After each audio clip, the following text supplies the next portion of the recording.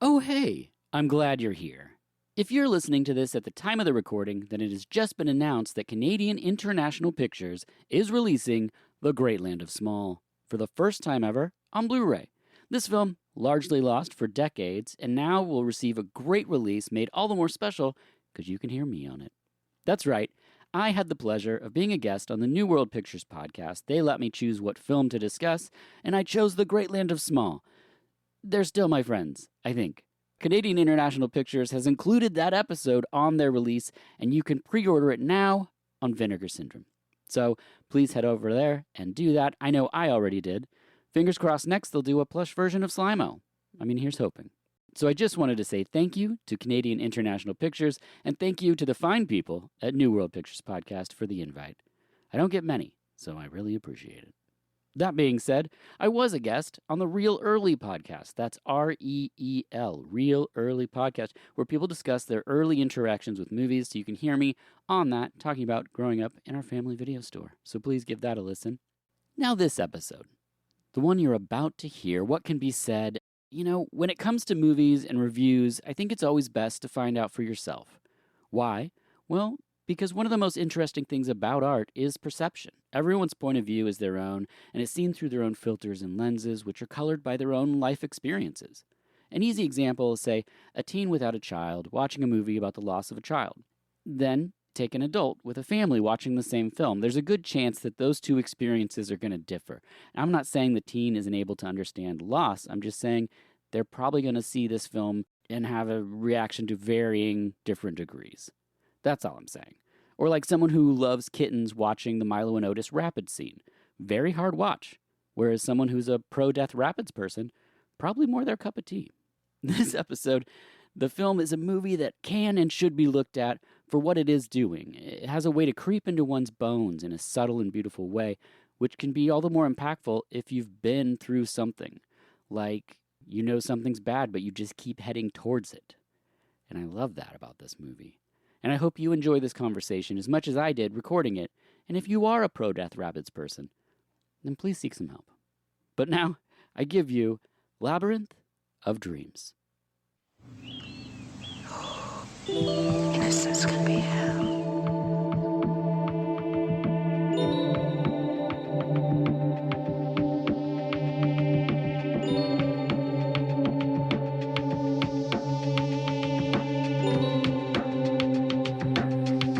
Innocence can be hell.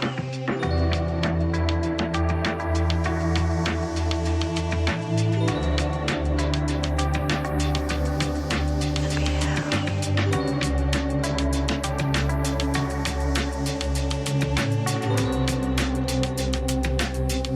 Innocence can be hell.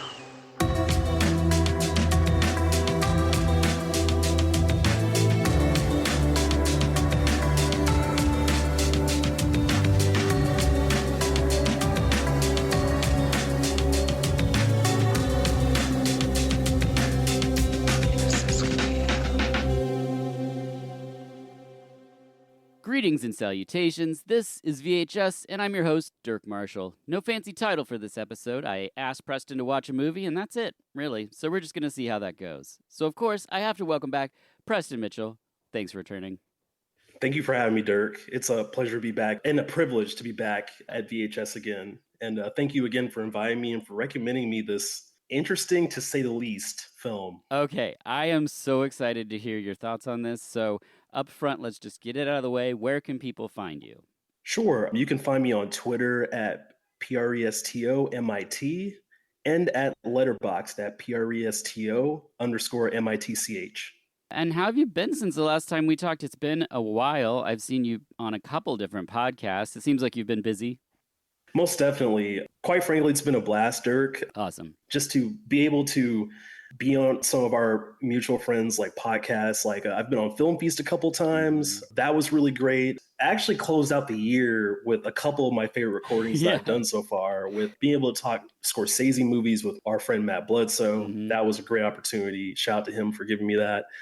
And being able to talk my favorite discoveries of the year and Carmelia Valdez McCoy's favorites as well, for that movies that we watched for the first time in 2022. Very diverse plethora of movies that her and I just kind of tossed back and forth. And again, shout out to Matt for giving us the platform to be able to present those to each other. And then I actually have a few things coming up. I actually recorded a We Love Dad movies very recently Oh, cool. with our mutual friend Ewan. We covered Bill Duke's Deep Cover. I don't know if you're a fan of that. I saw it in the theater when it came out and love it. I absolutely love Deep Cover. Ah, yes. It was really cool to sing the gospel of that movie. I feel like that's become kind of in a good way, a kind of a film Twitter favorite. But since I saw it for the first time about 15 years ago in high school, I was already kind of a noir junkie, but it was like the old Hollywood stuff. So being able to cross that into, and I think we'll get into this during the conversation that you and I are going to have tonight, but the like 90s alternative indie cinema, that was definitely a huge interest of mine that I unlocked in high school. And recently I've just been getting back to that. So that was a really fun conversation. I hope people enjoy that whenever that drops. And I have some fun stuff with Schlock and Awe coming up pretty soon as well. That's great. I always love to hear when there's some schlock and awe in the works. Oh man, I'm looking forward to that. Now, to be honest, you're someone who is constantly watching something that's interesting, and so I was just curious, what drives your watch list? Ooh, wow, that's a great question. Outside of like a podcast situation, because you'll be just plowing through stuff that I'm like, it's not an assignment. So what is driving you to watch the movies that you're watching, you know? Sure. No, that's a great question. I think for me, what it is okay, so there's two things. If you have me on a podcast, I'm going to be verbose. This is just my explanation. But first things first, I will say that I'm just a very curious film watcher. Mm-hmm. There's so many different movements in cinema that I don't feel great not knowing about. And I know that's ridiculous to say I love it. because Mm-hmm. film is so infinite, which is exciting. It's also daunting. And I think to a lot of people, particularly casual moviegoers, which most people in my life are casual moviegoers, and I like that personally because I get to kind of know like what the tide is, so to speak, as far as like what's in, what's out. You know, like what are people feeling like cinematically speaking, and I think that they're very representative of what drives the current gluttony of films. But for me, I just don't feel comfortable watching the same types of movies over and over again. I have my comfort movies, obviously, and I have many, but it is that curiosity. I'm always DMing people like, hey, what do you think about this movie? Especially if I know it's kind of in their wheelhouse, like, what do you like about this thing? Like, what can I get from it, etc. The second answer of mine is, especially recently, since my movie watching is pretty irregular, so to speak. Like I'm terrible at sticking at themes. If it's Noirvember, and I love film noir, you and I are talking about that off mic, Dirk, but I love film noir, but like I end up only watching like 4 or 5 noirs every November because I'm all over here watching some horror that's left over from my October watch list, or I'm watching some old romantic comedy from the 1930s or 40s because I'm just like that. And I don't know, like I think growing up in the household I did, we always had different types of movies on where we would go from like a melodrama with mostly female leads, and then we would jump into like Psycho or something like that, you know, Norman Bates, that kind of stuff. So it's kind of how I've always been. Like I've always been just a random movie watcher. My double features are not planned unless it's for Lindsay's show. Right. So yeah. No, I love that. I just was curious, and I've been thinking about it more, the whys and the whats, and there's some episodes I'm working on about that kind of thing. So when I was like, oh, I'm going to be talking to Preston, I was like, well, I'll just ask up top about what drives that, because kind of like myself, if I posted like you post on Twitter, yeah, I'm watching this like black and white 1932 film that like no one's talking about. So I was like, so like what drives that? Because when I'm watching some like Z grade ninja movie that no one's talking about, it's people would think the same thing. They're like, but there's other movies, and you're like, yeah, but this is the thing I wanted to watch like right now. You know what I mean? Like, there's not really a way to describe it, but I wanted to see and hear you put it into words. So thank you for doing that. Now, I asked if you'd seen the 1997 Sogo Ishii film Labyrinth of Dreams, and your reply was... I had never heard of it. Right. And I believe you were on a podcast with Lindsay, because I remember her voice saying, you said you were going to watch a movie you hadn't heard of before, and she said that's a dark thing to do. And I was like, I said, yeah, okay, that's fair. But are you a fan of this director? Were you aware he existed? No, no. And I Okay. will say, just kind of give my feelings up top. I think with this movie, if his other movies are like this one, then I would be a fan Yeah. because first off, I really enjoyed this movie, Ah, cool. but I had never heard of him, which He. is interesting because I did a little bit of research, Mm-hmm. and weirdly enough, from like Wikipedia, IMDb, even there's not a whole lot of mainstream information that I could find That's about right. this director outside of Reddit. Yeah, there's kind of a huge reason for that. And one of the reasons why I wanted to talk about this film with you is that you've publicly post about watching more black and white movies than anyone that I know. And I don't think you would have got to this one for quite some time. And there's good reason for that. Sogo Ishii isn't really known in the States. He also changed his name, which I didn't know. I learned about this year by liking another one of his movies and then found out, oh, it's him. So he's Sogo Ishii. He's also Gakuryu Ishii. I will just be saying Sogo for the most of this episode because that's the name I'm most used to and I'm sure of how it's pronounced. And I certainly don't want to be insulting someone by saying their name wrong when I love their work. So, that being said, he's one of the most influential directors in underground or modern Japanese cinema, from inspiring many people with his punk rock start with films like Burst City, things that I'll talk about later, I'm sure.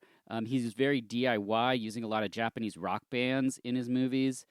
And then he evolved, and that's when the name change, I think, kind of came about as he kind of matured. But I really love his work, and this movie is very different from a lot of his stuff, which is kind of another thing that I wanted to talk about because sometimes there's these gems directors churn out, even if you like their other work, where you're like, oh, you can do this too? I had no idea.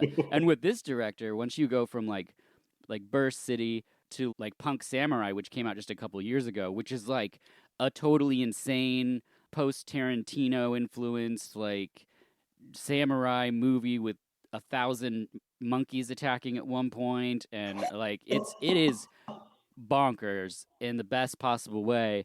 But he also did this film, so it's really nuts. This film's based on a book by Kayuseku Umeno, and I haven't read the book, but I'm really interested in what this would look like in text. Because told through the through the magic of cinema, it makes, I think, more sense. But the synopsis, the synopsis is a bus conductor, Tomiko, falls in love with her driver, Nitaka, and even though she suspects him of being a serial killer who killed his female conductors after tiring of them. At the time of this recording, it's not on DVD or Blu-ray. It's insane that we can't see this movie, and I really would love to see it like remastered. I think the black and white would look amazing. I had the same thought. Yeah, Third Window Films has been releasing a lot of his work. I have a bunch of it behind me, but I reached out to Adam to be like, are we getting Labyrinth of Dreams? And he can't get it. I don't know why. He didn't go into specifics, but there's something about this film that is stuck and it just can't be seen. The one place you can find it is on YouTube, which is weird. So people can see this while we're talking about it. I encourage you to check it out if we've done our job. Yeah, so on YouTube is the only one, and I guess we'll just move into the people involved in the making of the film. As I said, Sogo Ishii. He did Crazy Thunder Road, Burst City, Punk Samurai. Really great stuff. Starring Rina Komin, who was in Kamen Rider the First, Yakuza Busting Girls. My man, Tadanobu Asano, who was Lord Raiden in Mortal Kombat. He was in Vital, Party 7. Oh, Yeah, yep, wow. Ichi the Killer. He was in the first two Thor movies. He's kind of like, I heard it once said, because I became fascinated with this actor in the early 2000s, and somebody once said he's like the Japanese Johnny Depp. So he would be the guy that's like, we're speaking in the past now, attractive dude, but like, sorry, Johnny, but wouldn't do like lead roles, kind of like a Brad Pitt in a way, where like he would do these quirky things like Ichi the Killer and stuff, where you look at him and be like, but you're like the leading dude, and he would go and find these interesting roles. Like his role in Punk Samurai is one of the weirdest things you'll probably ever see on screen, and he just kills it. He's so good. And I watched the making of, and other actors can't even look at him because he's going so big and weird. And I just love this dude. In here, he's much more subdued and just an attractive guy. But It's funny you say that. Granted, my knowledge of Japanese cinema is fairly limited, and I'll completely profess that. But I got a Dead Man vibe from yeah, this yeah, movie in yep. some places, like with the very discordant guitar playing in certain Mm-hmm. points, and Mm-hmm. then with that actor you just described. Like I kept thinking, okay, this guy, I get why the Tomoko character is into him emotionally Mm-hmm. because he is handsome. He has that matinee idol je ne sais quoi to him, Yeah. but there's something about him that's just odd. Yet his acting style fits this movie, Yeah. and Yeah. that just it was a weird synergy, you know. And so to hear that he pops up in at least a few of Sogo's other Yeah. movies makes perfect sense to me. Yeah, and he works with like Takashi Miike. He works with like cool weirdos, as much as he does stuff that's like a drama or, like something like that. It's pretty Mhm. amazing. And they're always like flawed, not always, but a lot of times in the more culty stuff, more flawed characters. So maybe that's his way of an actor getting to do other work rather than look pretty or be sad, in a drama. But oh man. Okay. So let's press play on Labyrinth of Dreams. We start with narration. We see a bus and a train approaching an intersection. They will collide, we're told, and we have fade to black. We next see our lead actress, and we get her credit, and then we see Tadanobu Asano's credit after seeing the sea. So it's interesting that we get her face, and then for him, we get these waves. We get the drone of a score, and we see two pairs of shoes on the shore and a flaming bouquet of flowers on the train tracks. At which point I thought, I haven't watched this in a minute. What did I ask Preston to watch? I'm glad you said that because initially, I'm not gonna lie, Dirk. At Yeah, yeah. first, I was like, okay, I'm gonna. Yep. I've given this movie a shot. I know I'm going on Dirk's podcast. Yeah. I love Dirk. I love Yeah. listening Thank to you. him. But like, what is this? Yeah. And I kept thinking, okay, this is clearly art house, and there is art house cinema I do connect with. But when it's a first time, when it's a director that to me is like a new to me Yeah, director, yeah. it's in black and white on YouTube, and I love black and white cinema. But again, this YouTube rip I think is good enough. I don't Yeah. think it's the best I've It's ever seen, not at all, no. but I had to think to myself. I was like, okay, this is definitely a relaxing kind of thing. I went to Letterbox and I kept looking at the genres. I was like, are is this a mystery? Like, so this is a crime thriller mystery? Like, Yeah. what is this? And it clicked for me. I was like, oh, this is this filmmaker's love story, Mm-hmm. and he's setting it up that way. And it's the title is Labyrinth of Dreams. Let me watch it, not worrying so much about the plot. I've really been trying to lately with film not worry so much about that. So I saw the waves, and I figured in cinema that usually means some kind of serenity. Mm-hmm. And I think the waves come back a couple of times, especially in the back half of the movie, Mm-hmm. in really interesting ways. So I appreciate that he foreshadows that early on. And I like how in the beginning you automatically the movie just throws you in to the narrative device of Tomoko and her friend in the film. I'm forgetting her name. Mm-hmm. They're going back and forth about these letters where they bemoan murdered women, Yeah. and that gives you an eerie vibe that kind of discombobulates the dreaminess of the movie. That where I was on my toes, but at the same time I'm also being relaxed. And I'm curious how you feel about that. Yeah, no, I think that makes total sense. And you're making me so happy because the way you're talking about this film is exactly what Sogo Ishii deserves and what he doesn't ever get.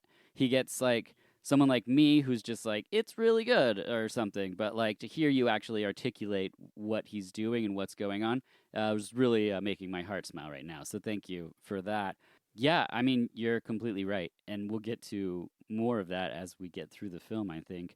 Because next, a lovely score slides underneath our credits, and we get text that says, "On a spring night, I ponder, leaning on a telephone pole, the truth hidden in the heart of a murderer." Which, I'm a sucker for poetry, so just this alone, I was like, it's that dichotomy of like empathy for someone you know that's done something terrible. And this movie also asks a question of, would you give your heart to someone that could do the ultimate harm to you? It's pretty crazy, but I want to think that most of us, especially in our youth, would be that foolish exactly.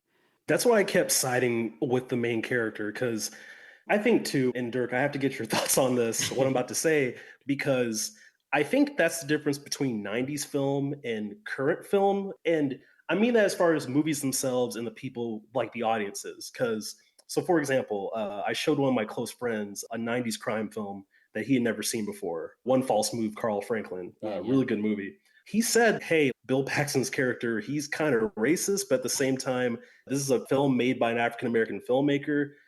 If we got this now, it would be so different. And I was Yeah. just like, yeah, dude, like it wouldn't be, not to say we don't get complex stories nowadays, but I feel like in the 90s, especially the indies, it was still that residuals from the 70s Hmm. that you were getting in a way. And the fact that Tomoko is a young girl, and also, I mean, she's just not very respected in her Right. line of work. She works for this bus station or whatever, and she's very, I think through the letters and through her friend being kind of her one confidant that you see in the film, it's very easy for her to be susceptible to getting into those romantic feelings and how we feel when we're young and in love, like that puppy feeling of like, oh man, that awe around you. And I feel like if the characters were older, it wouldn't make as much sense. But the fact that I've experienced that, I'm pretty sure other Yeah. listeners Yeah. have. If you're a human, I think that made total sense. I just felt sorry for her, honestly. Oh yeah, for sure. And you're correct about One False Move. The first studio note would be about that aspect of Bill Paxton. They would be like,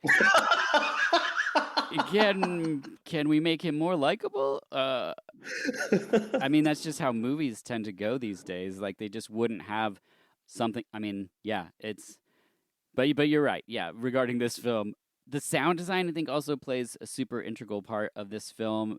It's by Masakatsu Shiobara, and the score is by Hiroyuki Onagawa. That's all super important to the success of this film, and also the just what's tying all these in the beginning, especially these desperate images of like the flaming bouquet on the train tracks and the water. It keeps it from being like almost like a film concrete or some kind of experimental film, and it lets you know like this all belongs together, and you'll get it as we pull you along on these tracks, so to speak.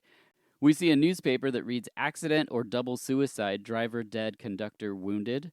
And then we see a man walk into a dark tunnel. This type of stuff is like my jam. I was really hoping we'd have more narration or more things. And this is just the beginning of the film, but I was just like, "Oh my gosh, what did I ask Preston to step into here?"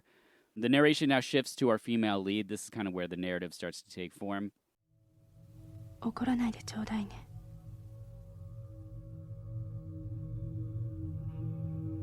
女車掌なんて絶対にダメ。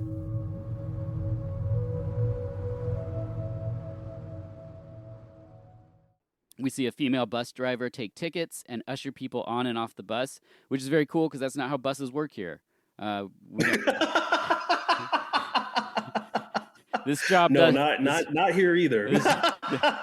this job doesn't exist here. But I was like, hey, somebody should have that job.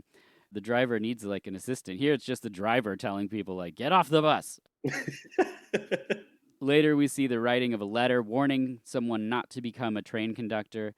And the next day she gets off the bus to check the trains and she sees a man sleeping on the tracks. She shrieks with no voice and he walks away toward the tunnel. So it's our second tunnel motif, and there's a lot of that in this film.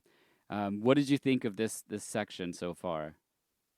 So this scene, in retrospect, I appreciate it because it's kind of where I was like, okay, I went from trusting Dirk, the host of the show, Yeah. into trusting Sogo, the filmmaker. Because even though it's a weird scene, in the moment, what I got from it was, okay, this is a world where people act strange. And because it's dreamlike, this is clearly from Tomoko's perspective. But this character, he catches her attention not just because he's putting himself in a danger, but he's different for everyone else. Like we see her interact with people that she helps, but in a way where she's blending in with the atmosphere of everyone else. So she's another face in the populace, so to speak. Whereas this character, first off, he's blinding himself with a mask, and so he gets up I think he has the mask on when he gets up too, which I thought was weird. That confounded the weirdness for me. Yeah.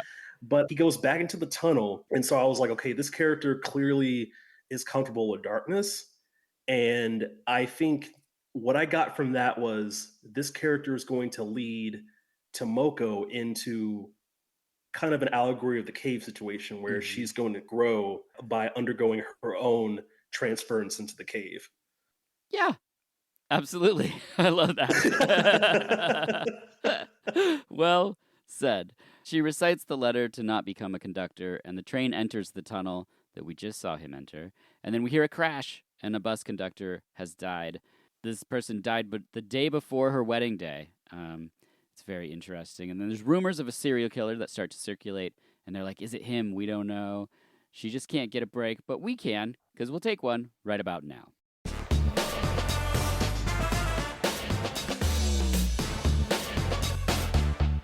RoboCop. Did I catch you in time? Are you still there? Remember when Paul McCrane gets all melty from toxic waste and then splats on a car? Imagine that movie without that scene.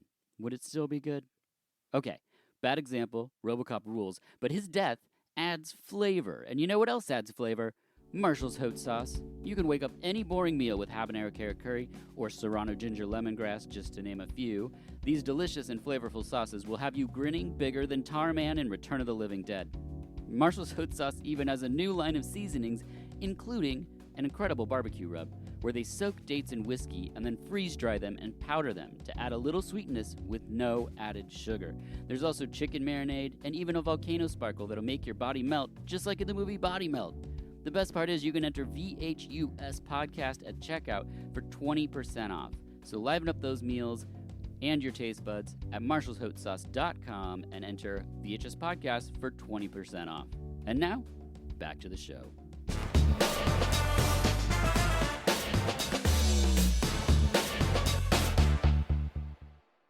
And we're back, and she receives a letter from the dead woman telling her that she suspects her husband of wanting to murder her. So at this point, I was like, okay, I think Preston will be on board. It's kind of we got like a murder mystery situation kind of happening.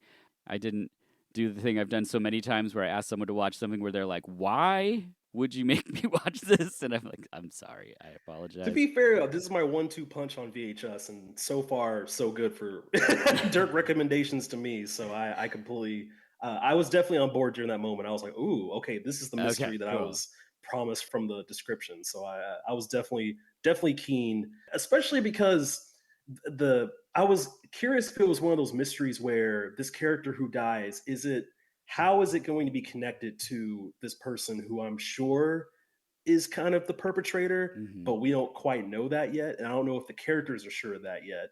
And so I found that was kind of the beginning of several subversions from Sojo, where like he clearly likes the mystery genre. He clearly likes to trip up the audience Mhm. by being strange.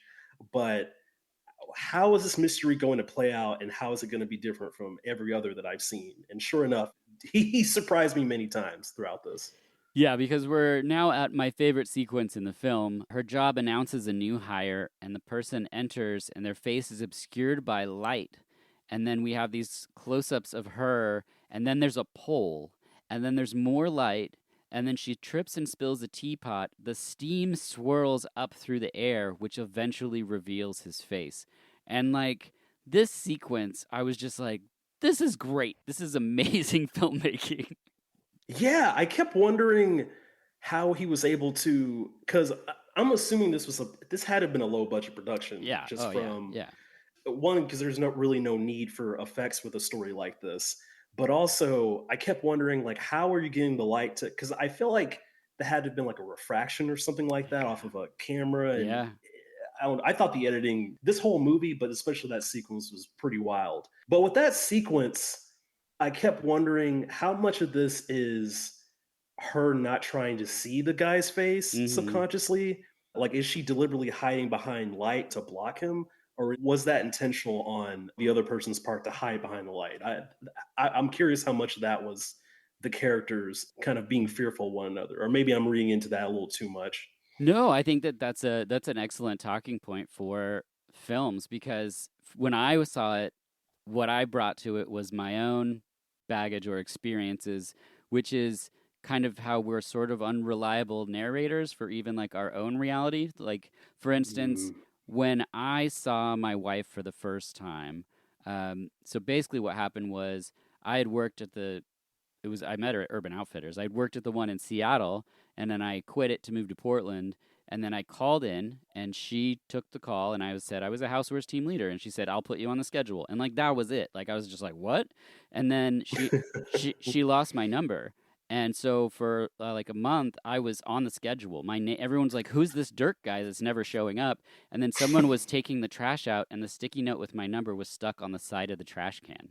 And she goes, "That's the number," and then she called it. And then I went in, and she wasn't there. And when she showed up, like for her shift, she walked past me and literally time slowed. Like I remember her hair moving in slow motion. I remember her stepping in slow motion. Now I know in Wow. reality, time did not slow. I know that didn't happen. But that's how my mind remembers. That's the impact of the first time that I saw her. So it's possible even that this film in this moment would be expressing something like that. Like she wanted to know what he looked like and couldn't see it, and then there was this pull, and then she was stumbling and knocked over the tea, and then the steam swirls, and then you have this reveal of this face. But Right. I'm not saying that was the intent of the filmmaker. I just like to talk about my wife.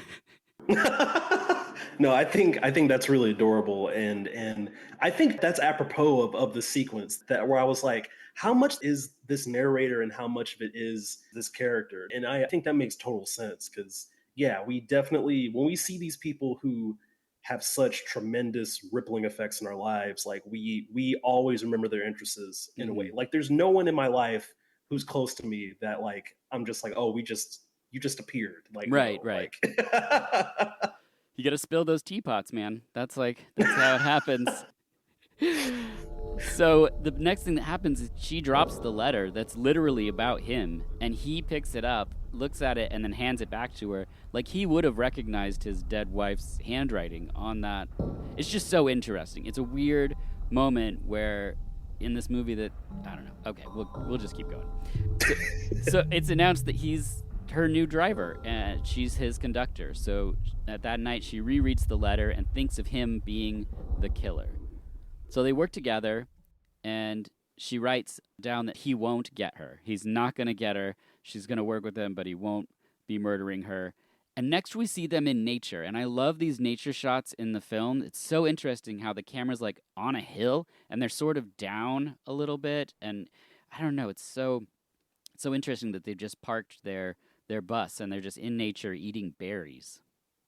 it's very tranquil though. Yeah. Like it's and I think that's kind of the vibe of this whole movie. It's very calm, but at the same time it's always perturbing. Mm-hmm. And with that sequence, I think that's the first time where they really start to because how can I put this? I feel like when you fall in love with someone, I'm starting to sound like a poet myself as I'm talking about Yes. how I relate my feelings to this movie. Mm-hmm. But like, I feel like when you're falling in love with someone, you're almost falling in love with what they're saying in between. Mm-hmm. Like I do listen to the women in my life Mm-hmm. whenever they're talking to me, but if I'm truly infatuated, I'm almost like, okay, how is she eating? Like, how is she sitting down? Like that kind of thing. That sounds so weird to say out loud, but I think that's what he's doing to her is she's falling for his quirks and him having that magnitude about him, like you talked about earlier, Dirk, where that's just his energy as an actor. I think coming into play, it's amazing to me how much chemistry they have just silently like that. Yes, yeah. It's really interesting. Yeah, and we'll get to more silence on that for sure. Next, her coworker keeps hitting on him, and then he invites Kamiko out, and she declines. It's a funny little scene where even the girl that's hitting on him is like, she never goes out. And then he's not at work for a few days, so she goes to see him, and we have what I was just alluding to, this really long take in dead silence at a table. It's so interesting to me, and it's just like, I think it works and it's compelling, but I'm like, I don't know how. I don't know why. Well, I think for one thing, I don't think there's any cuts in this sequence. Because this was the part where I actually rewound. Because I started taking my notes around this time because I was like, this is a long stack shot, even more so than the outside sequence where they're in nature. Mm-hmm.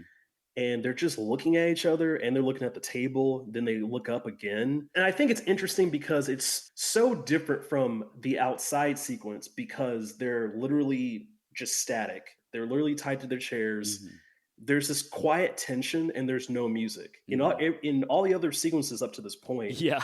there's always some music, some sound in the background, whether it be diegetic or not. This one, how can I put this? It's kind of what I imagine, even though I've seen Wong Kar-wai movies at this point. It's what I almost imagine in my head those movies are, but this scene actually plays it out that way. Mm-hmm. It feels like the calm before a nightmare at this point. Yes. Because, yeah. And it is. Because the next thing that happens is they embrace and kiss, and she basically decides, despite the danger, she's going to head towards it. And let me just say that sums up a few of my relationships, okay? we next see train tracks, and we see moths trapped in a vase. We all know how I feel about movies with symbolism and stuff, and you don't have to look at it like this, but I think this movie has a lot of things in it where you could just easily be like, that's their relationship, like the moth drawn to the light, where even though it's going to get burnt, she's heading towards this murderer, even though she could get murdered. The two moths on the wall, Yes. and one of them flies away, like whenever they start getting contentious later on. Mm-hmm. I definitely made note of that because there's a lot of flying things in this movie for sure. Yeah, it's true. It's not just trains. And then then we have this long shot again of them at the table, and he poisons a glass of wine and then says, "Let's play chicken." And up till this point, you haven't really got that he is the murderer other than someone saying he's the murderer and being like, this guy seems a little off. But then she mixes the wine together and says, one person won't die if we both drink. So you're like, whoa, she's crazier than he is. And then he just drinks both of them. And you're just like, nope, he's crazier. And then he just lies on the ground and just says goodbye. Yeah. And again, further lack of music. Mm-hmm. At this point, she's just kind of looking at his body as his eyes close. And then after several seconds, not a few seconds, but several, Mm-hmm. he opens his eyes up again and he just says he's joking. Yes. And then she starts beating his body, beating the ground, because that reveals that she was legitimately scared to lose him. Mm-hmm. And it's one of the weirdest ways to unearth how someone really feels about the other person. Mm-hmm. But it's more honest than a lot of those instances in other movies because of the nature of subverting the trope of the killer, in quotes, basically playing Russian roulette with the victim. And I thought that was a really cool way to confound both tropes. Mm-hmm. Again, only a master filmmaker could do that. And just from this one movie, I feel like Sogo definitely belongs in that conversation.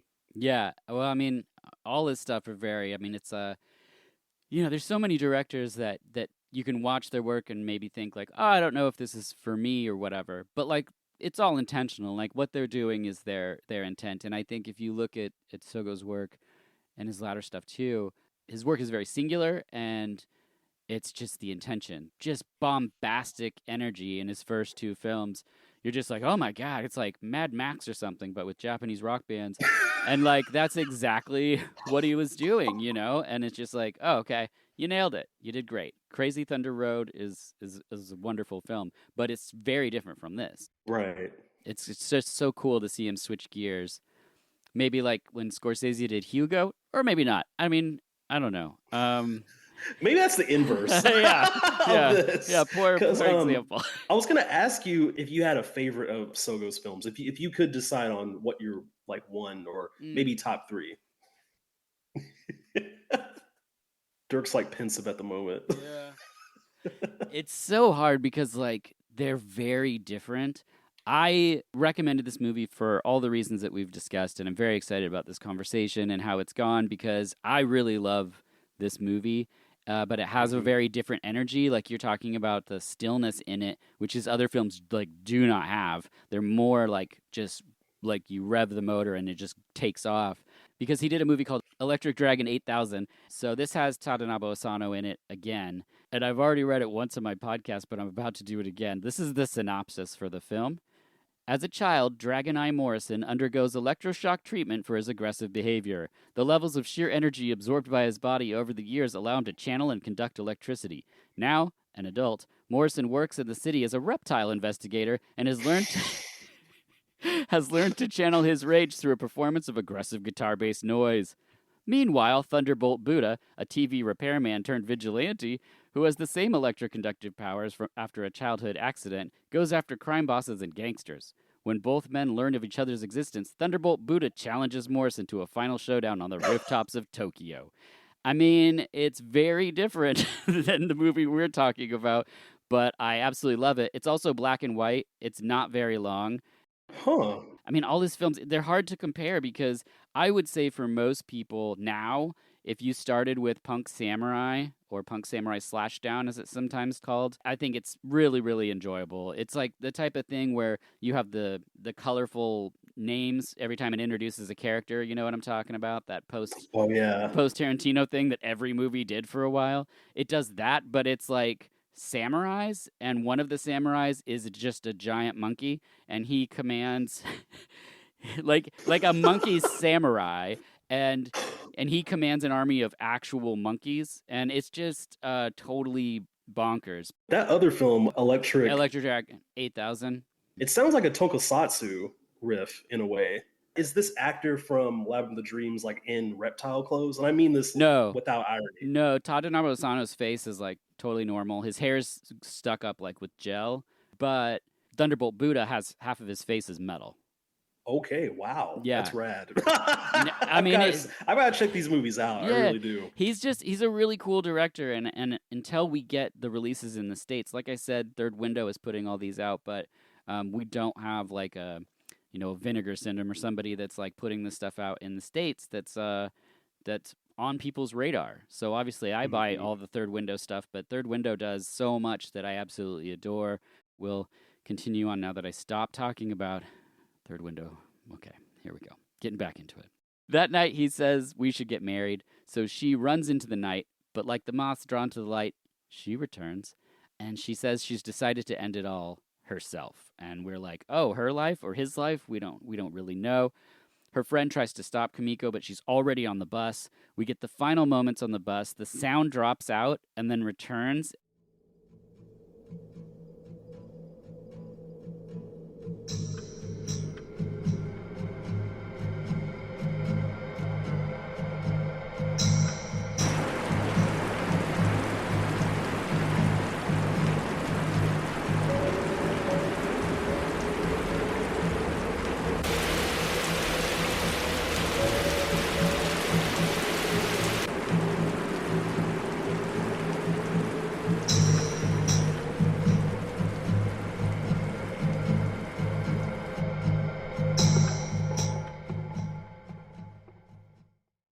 I love that. I just love because you're just like, well, this is intentional. What am I supposed to be thinking here? What am I supposed to be feeling? Like, why can't I hear anything?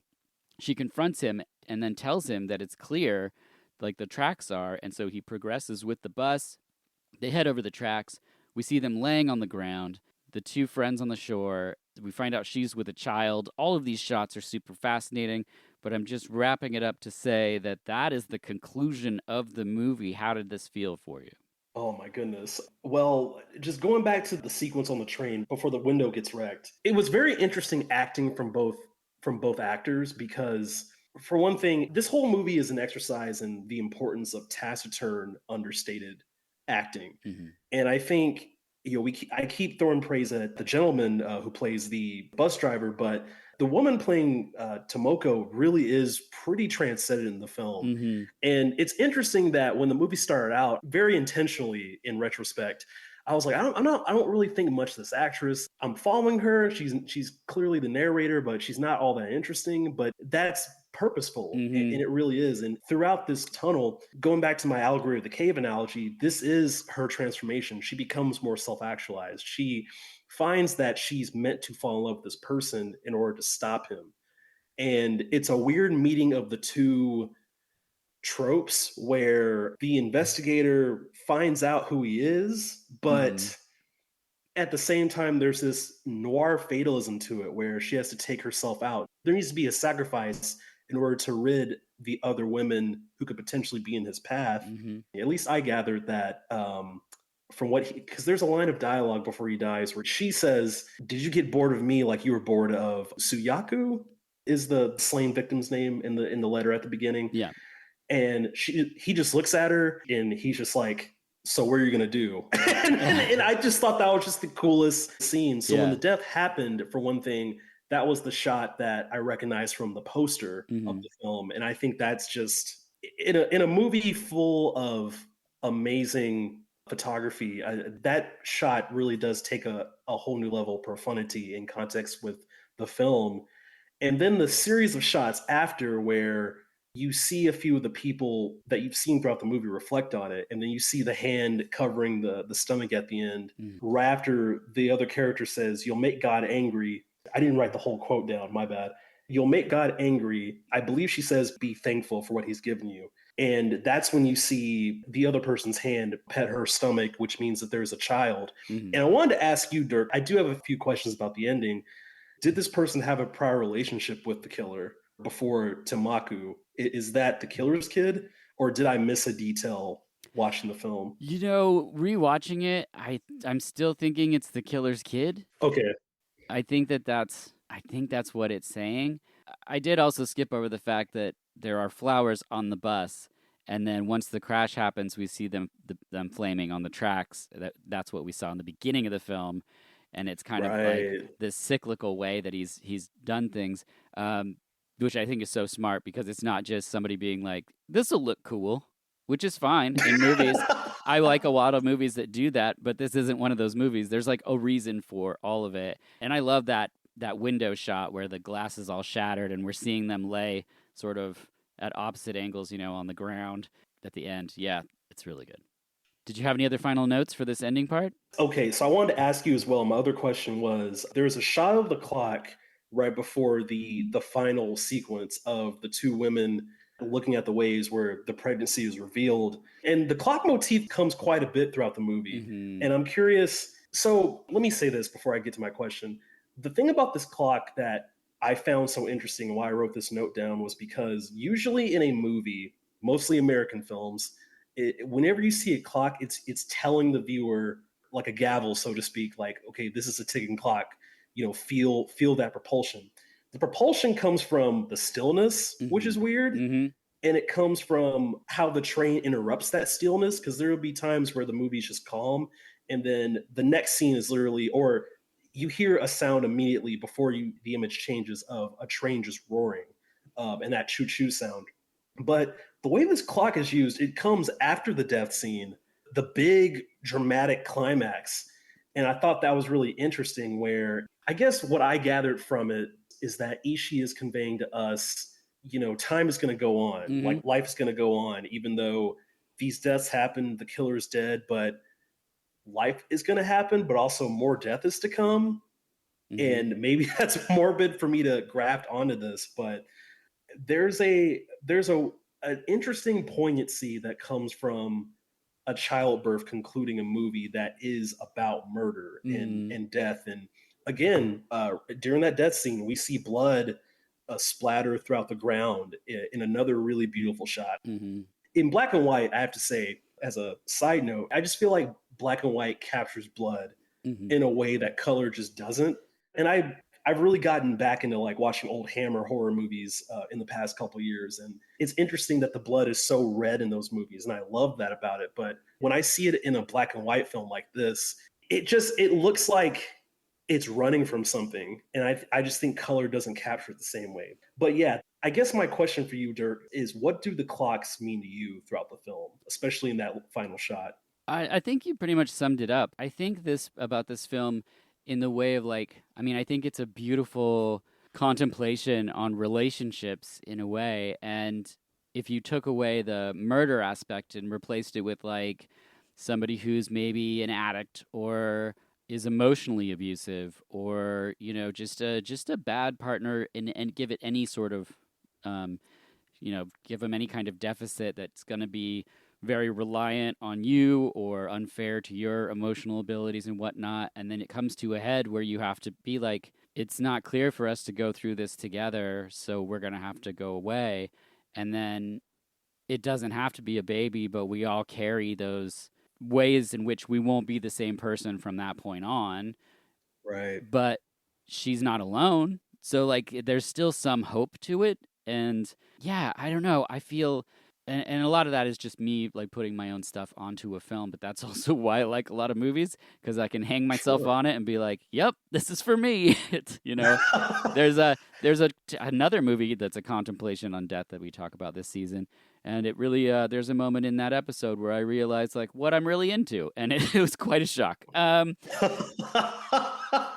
Well, I'm glad you said all that, because for whatever reason I wasn't even thinking about how this really is a metaphor for an emotionally abusive relationship, Mhm. because so much of this movie, it is a murder mystery, but at the same time you could easily take that away and look at it as an art house exploration of unhealthy romantic relationship. But Mhm. it's also a relationship where you see growth, especially in the female character. Just Yeah. going back to 90s indie, Mhm. low budget alternative cinema, these types of stories just were abundant back then. And maybe Mhm.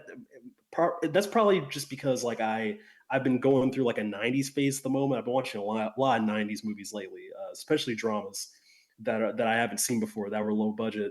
But so this movie was perfect in my for my viewing. I guess that's the one curated thing that I've done lately, is make sure let's cram a 90s indie movie in there. Um, but no, that's super fascinating. That actually recontextualizes this movie quite a bit for me. So thank you for sharing that. Yeah, and I don't know if that's his intention, but I mean, you think about, like, the lady sees the hunk in the movie and he's like, "Oh, he's so desirable." And then he shows attention to her and then she's like, "Oh my gosh, he likes me." But like he just totally burned that other lady and you're like, "Well, they're not dead, but they're not in their life anymore." And you're like, "But now he likes me. He wouldn't treat me like that." But and like that's what she's doing. She's like, "Oh, he killed this other woman, but like he won't kill me." And it's like, no, Yeah. that's the pattern. Like and you have to decide to change that. And you're right, she is different, and hopefully most people are when they get out of like an unhealthy relationship and they have a stronger part of themselves. I don't know, maybe I'm getting too far with it now, but like I think that's a beautiful thing, or it's just a great movie to watch. I don't know, but like I mean, I agree with both of those things, but definitely with the fact that it is a great movie, Dirk. And it gave me a lot to think about because I watched it last night. I thought about it all day up oh until this yes. point, and it's really stuck with me in a way that I should have expected it, because it is a VHS movie, technically. Thank you. But again, when I'm like, okay, Dirk recommended me a crime thriller, I'm thinking, okay, this is probably going to be an artsier version of like The Chaser or something Mhm. like that. Mhm. But no, and for it to come from someone who makes genre films, Mhm. bonkers, wild, Mhm. completely non-mainstream genre films, I mean, that's reputable in and of itself. And the fact that he can go from making these ADHD infused, with all respect to him, Mhm. these very attention grabbing premise type of movies, to doing something that's methodical and meditative like Mhm. this, I never would have guessed that. And so you've definitely, once again, you give me a filmmaker I need to explore. This movie, it's wonderfully acted. Yeah. The direction is very functional, and I mean that in the best way. Where, again, the first few minutes, I'd say the first 15, honestly, I kept questioning, okay, what is the meaning of this? Mhm. This film is employing a lot of montages. I do believe it's intentional, but where's this going? And the moment that the male character gets off the train tracks and goes into his tunnel, that's when I realized, okay, I'm in for a trip, but it's not without reason. And that's the best way I can describe this movie. It is probably one of the most it's a crime film that feels like a bath. Mhm. uh, Yes, and exactly. and it's very serene. There's lots of water, lots of great symbolism. It talks about love in such a weird way, Mhm. but an honest way. And I'm Mhm. always going to respect honesty in art. So it gets my highest recommendations. Awesome. Fantastic. And I told you I was going to ask this question, so now I'm going to ask it. What movie would you pair this with? Yeah, so I'm gonna go back to my love of noir, and this is another black and white movie. I think it's a movie that a lot of people have seen. It's definitely gotten quite the reappraisal in the past 20 years, I'd say. But it's a movie called In a Lonely Place. It's from 1950. It's directed by Nicholas Ray, one of my favorite old Hollywood noir directors, especially for noir. And it stars Humphrey Bogart as a screenwriter who is set around town to be like he's kind of a rough guy to be around. You don't want to make him too mad or also get into belligerent fights, that kind of thing. He's kind of like a mix between if Russell Crowe and Christian Bale was a writer post-war. Because what happens is he ends up falling in love with this very sweet, pretty blonde ingenue played by Gloria Grahame. She's well known for roles in movies like that, but she's also in It's a Wonderful Life. She falls in love with Bogart's character, knowing his reputation, but also kind of walking into danger. And at the same time, Bogart's character is suspected for murder. So there's this interesting tension between the closer Gloria gets to him is how much of this mystery going around us is true, but also what I'm seeing is confirming a different type of evil that no one's really seeing except me because I'm actually romantically entangled with this man. And it was the movie I kept thinking of the most watching Labyrinth of Dreams because one romantic toxic relationship type movie. Yeah. It's also a genre film. The drama doesn't drown out the genre. And I feel like Labyrinth of Dreams does that really well also. And I think, honestly, In a Lonely Place does get, for the time, it gets a little atmospheric at points. You wouldn't expect that from a 50s Hollywood movie. I would say it's even closer to a Blue Velvet than it is a Maltese Falcon. Yeah, yeah. It's just a phenomenal, it's one of my all-time favorite movies. And so for me to compare any movie to that is again, a high endorsement for me. So I think that'd be a strong double feature. Wow. Okay. I knew you'd have something good. So thank you for that. I appreciate it. I would go a little less sweet than this film, which is not that sweet. And I would I would say David Lynch's Eraserhead. And the reason is not because they're similar in subject matter, but I think they're both films that are like you can dig underneath like we did and talk about like relationships and extrapolate that. Or in Eraserhead, you could be like, oh, these people have this mutant baby, and oh, that someone's singing in the radiator or whatever. But it's the soundscape I think is very similar in tone to this film. So I think they'd be really interesting side by side. And Eraserhead's very much about the fear that he had about becoming a new father. And he made this movie with this mutant baby, and you're like, oh wow, I hope his daughter doesn't see this because this is clearly a story about like how your life changes when you become a parent. You're no longer in control of like your basic environment. Like when the baby cries, the baby's crying, and you can't just like turn the light switch off and have it stop. Like that's not how it works. And you don't get to sleep when you want to sleep. And like I did a whole episode on it with another father, and we talked about, how this is a movie about being a dad and the real feelings that you have going through that and struggles that parents have, I should say, in general, because mothers feel the same feelings, I'm sure. But yeah, I think these two films, especially with the soundtrack comparison, would be very interesting side by side. I know you're not a big David Lynch fan, but I just couldn't get away from Eraserhead. So. It's funny, when I invoked Blue Velvet earlier, I was like, I have a feeling, for whatever reason, I have a feeling I need to beat dirt to the punch in mentioning David Lynch. Yeah. Labyrinth of Dreams is very surreal. I have not seen Eraserhead. I do hear, I've heard very polarizing things, but I have not listened to your episode. So I think if I listen to that before I see the film, because I do think it's a movie I need to see as a cinephile, I definitely need to make that dive. Because I've seen a lot of Lynch. Yeah. But not that one. I'll just put it that way. I mean, I think there's a lot of things. I don't expect anybody to like any of his work, or especially that early stuff. We're getting into his short films. I love experimental film and shorts and things like that. Mm-hmm. After Blue by Bertrand Mandico was one of my favorite movies from last year, and Bertrand Mandico's shorts were put out around the same time, and those shorts were like my jam. It's when you see these filmmakers start making these tiny things and they are maybe bizarre and weird and you wonder like what's compelling this person to make this. And then Right. you get to a point in his shorts that came out where there's a person with literally a box over their head with a little hole and you're like, "Oh, that's the camera. That person's head is the film camera seeing the world." And then you see what they're doing like symbolically with their storytelling and you're like, but where would this come from in your brain? And that kind of stuff I think is endlessly interesting, more so than like trying to find the real answer. It's fun to play in the playground for me. And in fact, Sure. he has a new movie playing right now called She is Conan with two N's. Oh, that's the same director. Same director. That's been making rounds. It's black and for the white. past several months. I think it's finally out. I think it comes out in DFW in the next few weeks or so. I'm very interested because I do like experimental action. Yeah. And I'm very new to Conan the Barbarian. I finally saw it a couple years ago. Mhm. Absolutely loved it. 5-star movie. Just rocked my socks off. And so to find a filmmaker who's doing kind of, because a lot of fantasy, I feel like tends to be on the cheekier side, Mhm. even though I did have a blast seeing Dungeons and Dragons last year.